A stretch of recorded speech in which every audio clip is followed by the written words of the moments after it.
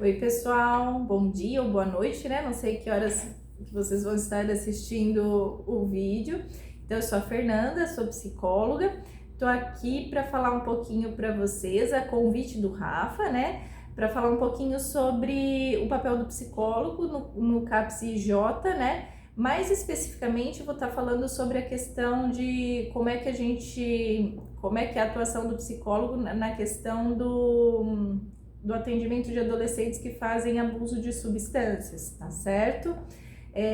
Só para contextualizar, então eu trabalhei no CAPS IJ, né, que é o CAPS Infanto Juvenil, de 2015 a 2017, fiquei 2 anos lá. Anteriormente eu trabalhei de 2009 a 2015 num CAPS adulto, né, no CAPS 3, e depois eu fui para a UBS. Hoje em dia eu atuo em consultório particular, tá? Só para contextualizar.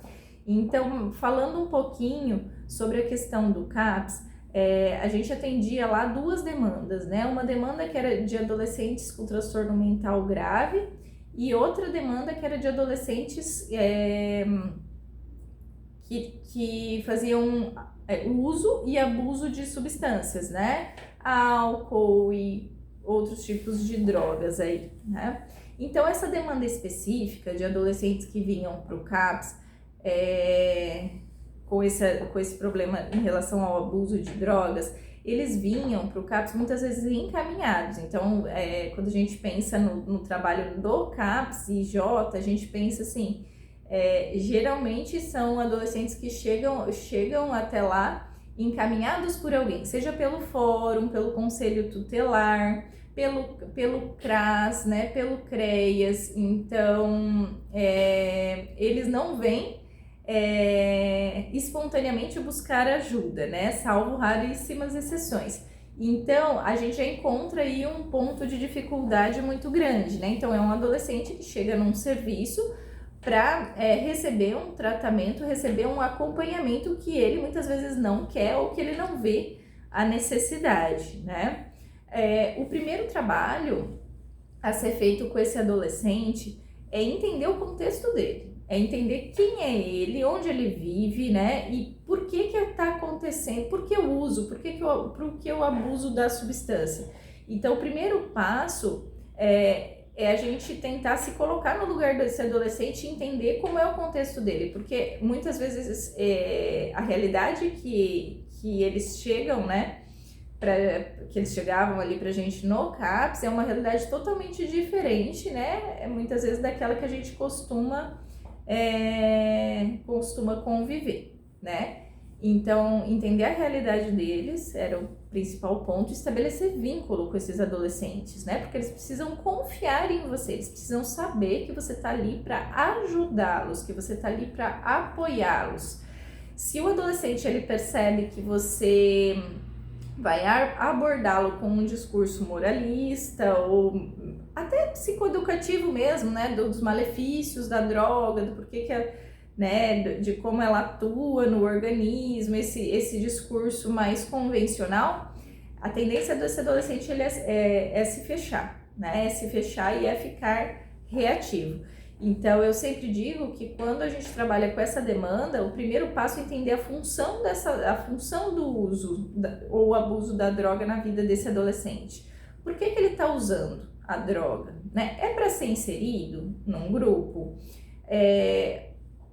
Ou é para amortecer muitas vezes um sofrimento que ele está passando, alguma dificuldade que ele tem? Então a gente precisa entender que papel essa droga, né? Que papel a droga está tendo na vida desse adolescente. Para a gente conseguir compreender isso, a gente precisa do vínculo, né? A gente precisa estar próximo desse adolescente, ter um olhar para ele sem julgamento, né? Sem julgamento e um olhar que não seja moralista.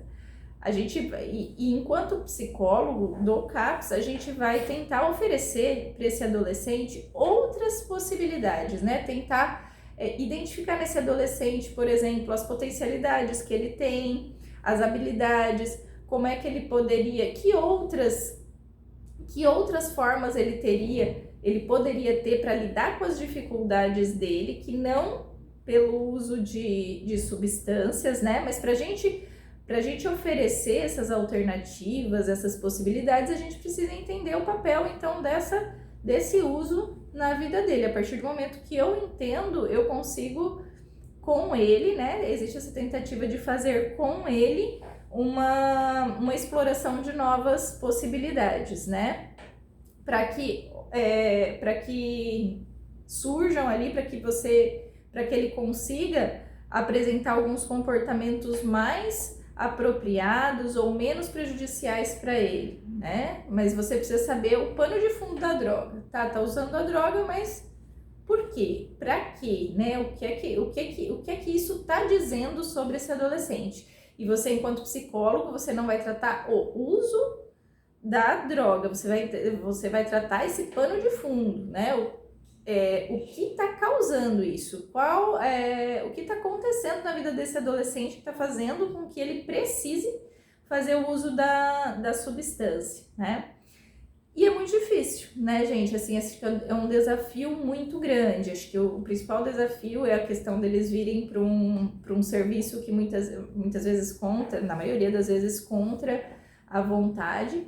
E uma outra coisa é que muitas vezes você tenta mostrar uma realidade que eles não conhecem, né?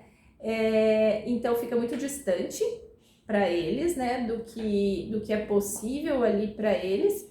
E a questão é que às vezes o meio em que eles vivem, ou a situação de vulnerabilidade que eles vivem, dificulta muito a adesão tanto ao tratamento quanto à questão de tentar vislumbrar outras possibilidades, né?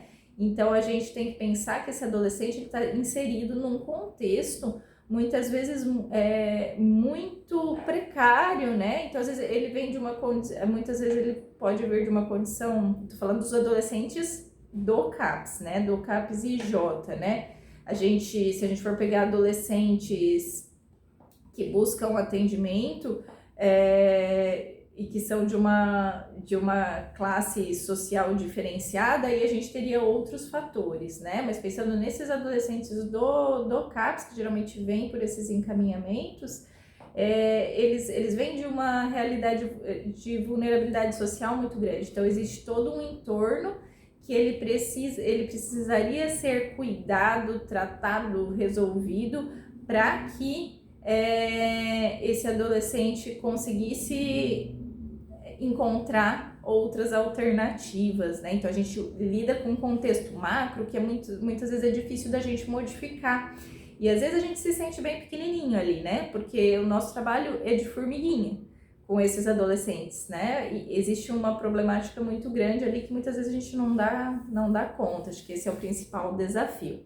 Tá? Eu só dei uma pincelada aí um pouquinho sobre o trabalho do psicólogo, né, em relação a essa demanda, tá? Mas eu acho que, né, é uma conversa aí para mais de horas, né? Existem muitos desafios, mas é um trabalho muito importante, né? E é o que eu sempre falo, se você conseguir, né, tocar algum adolescente, né, entre tantos adolescentes, você conseguir tocar um deles, né, você já fez o teu trabalho ali, né? Mas é um tipo de trabalho em que você a tua expectativa muitas vezes ela vai ter que ser baixa, né? É um trabalho que você faz muito, mas o resultado dele ele vem aos poucos, né? É o trabalho de formiguinha aí que eu falei, tá bom? Acho que era isso então, tá, pessoal? Qualquer dúvida, né? Podem estar perguntando, de repente vocês passam pro Rafa, se quiserem saber mais alguma coisa, ele entra em contato comigo, tá bom?